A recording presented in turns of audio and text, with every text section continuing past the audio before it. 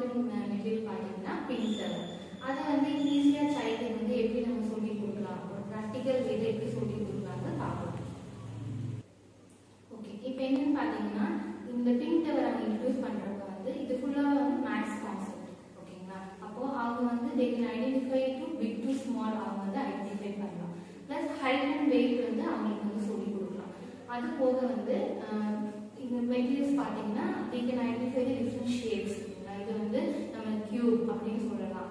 அவங்க வந்து cubes have how many sides, it has 6 sides. அந்த மாதிரி ஃபுல் கான்செப்டே வந்து மேக்ஸ் கான்செப்ட்ல தான் போகும். அப்போ ஈஸியா அவங்க ப்ளேவே மெத்தட்ல வந்து ஈஸியா ஒரு விஷயத்தை வந்து ஐடென்டிஃபை பண்ணிடுவாங்க.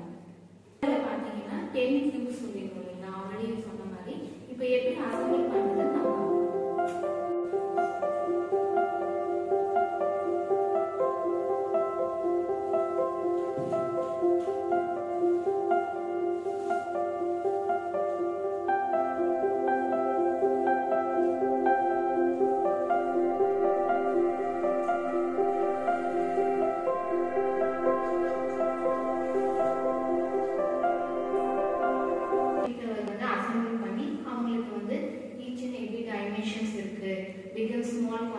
நம்ம ஹைட் எவ்வளோ இருக்குது அப்படின்னு வந்து நம்ம ஐடென்டிஃபை பண்ணி அவங்க ஈஸியான வேலை வந்து